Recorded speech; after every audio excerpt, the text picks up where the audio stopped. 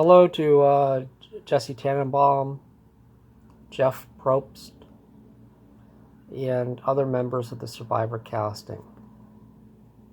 Without sounding arrogant, I do believe that I am the most consistent and longest running Canadian born applicant in the history of American Survivor.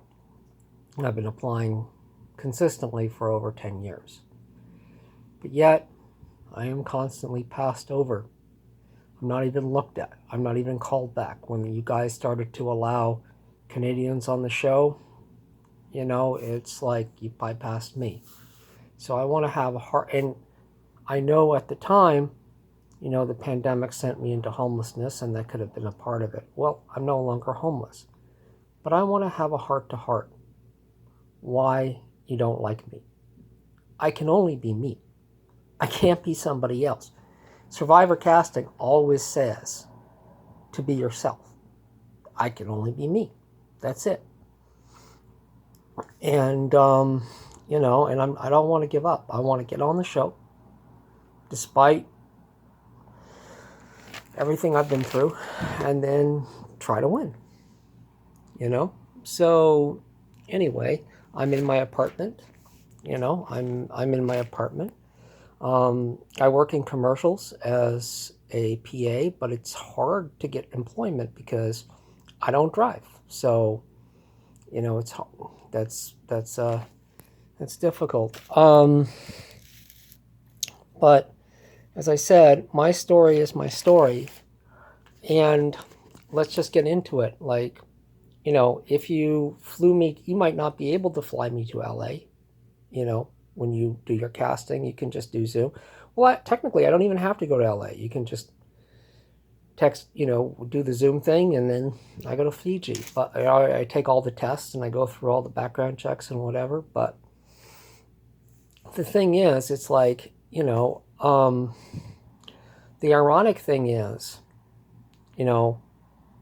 like, and I've talked about this in my application before, and I'm not ashamed of it. My story is my story. And honestly, I would not have taken care of it if I had not been inspired by Survivor, being a Survivor superfan.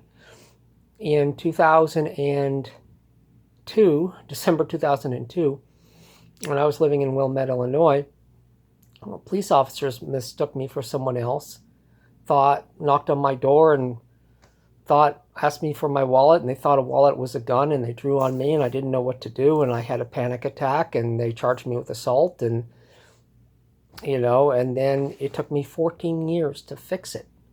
It took me and I went up to Chicago, and I turned myself in, and I got it dismissed. And Survivor inspired me to do that. And I have given, at the time, when I survived it, I gave you that application. It just didn't impress you. It's just like, I don't know. See, I feel like people who have gone to Harvard, who are interconnected, who, impress you more than real life survivors. But as I said, my story is my story. I can't change it. I am proud of all my accomplishments. And I would like to work with you, like whatever I'm doing wrong, I want to fix that because I really want to play. I'm a good person. I have a good heart. And you're also like, when you talk about like, because I'm listening to the On Fire with Jeff Probst podcast, because of course I am. And, but it's like, you're like looking for like weird people. It's like, Carolyn, just be yourself. She's weird. Well, I'm a weird person. I've always been weird. I've always stood out. And that can be a good thing, and it can be a bad thing. Like you put me in a group of people, everybody is going to know who I am. But that could work against me, or it could work for me. And it's up to me to make it work for me. But it's like, I know that I will be a television presence. That's not, and speaking of television, I just applied last week for a program that would allow me to work on TV and movie sets. with the Directors Guild of Canada, and I hope I can get it. Like, I really, really hope that I get it. If I don't, I gotta figure something else out. If I do, I'll be so fucking grateful. But nothing's going to stop me from getting on Survivor. And this is my plan. I know how your casting works. So I am doing one for the 1st of May. I'm going to do another one next week, another application video next week, while I'm at Rob Has a Podcast in Toronto, something I never thought I would get to do. I've been on a Survivor filming location, Isla del Rey in Panama. Now I can do a casting video from there. And then I'm going to do one for around the 1st of June, 1st of July, 1st of August, 1st of September, campaigning myself to get on this bloody thing.